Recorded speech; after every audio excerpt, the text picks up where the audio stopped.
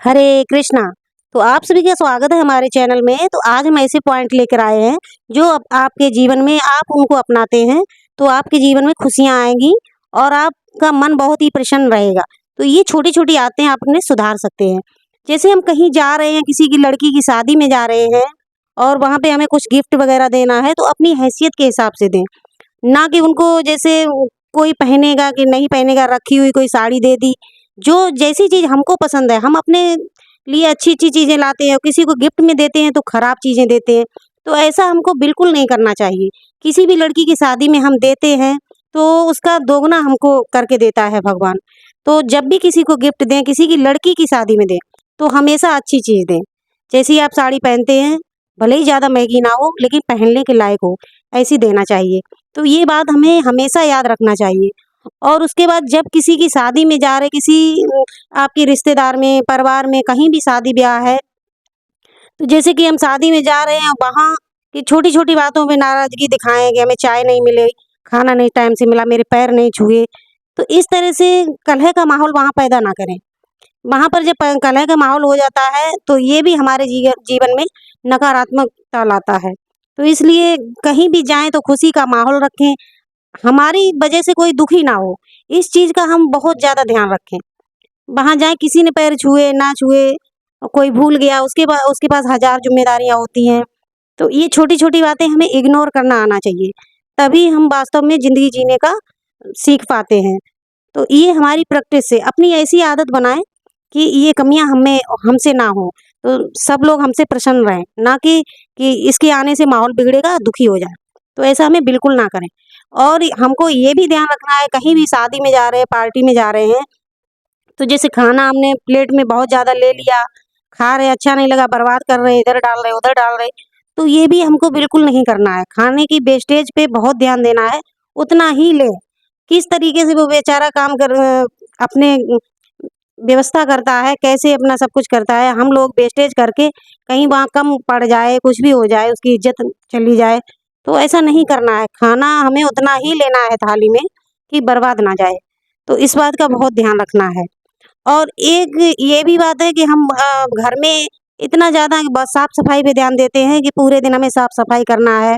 बच्चे कुछ कहीं कुछ डाल रहे हैं, कूड़ा फैला रहे हैं, सामान खेल के खिलौना-विलौना इधर डाल रहे हैं, तो हम लोग पूरे दिन डाँटते रहेंगे, चिल्लाते रहेंगे, कलह का माहौल पैदा करेंगे। अरे भाई, बच्चे हैं तो खेलेंगे, कूड़ा-कचरा होएगा, तो अपना इस पे भी ध्यान नहीं देना कि सब मेंटेन रहे, पूरा एकदम से ऑर्गेनाइज़ बना रहे हर समय। जब घर में 4 लोग होंगे, तभी तो अच्छा लगेगा, घर में रौनक आएगी। तो ये भी हमें बहुत अधिक ध्यान रखना है। ये छोटी-छोटी सी बातें अगर हम अपने जीवन में लाते हैं, तो हमें देखेंगे कि कितना बदलाव हमारे जीवन में आ गया। इससे हमें गुस्सा भी नहीं आएगा और हमें हमें अंदर से शांति का महसूस होगा।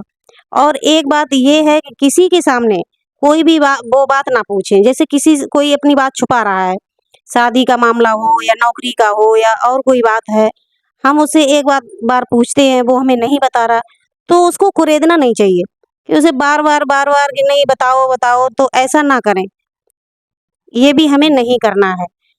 इससे भी मतलब बहुत ही नकारात्मक ऊर्जा हमारे अंदर आती है और हमें भी दूसरे भी मतलब झिझक रहे हैं, कुछ नहीं बताना चाह रहे हैं, तो उनके पीछे बिल्कुल नहीं पड़ना चाहिए।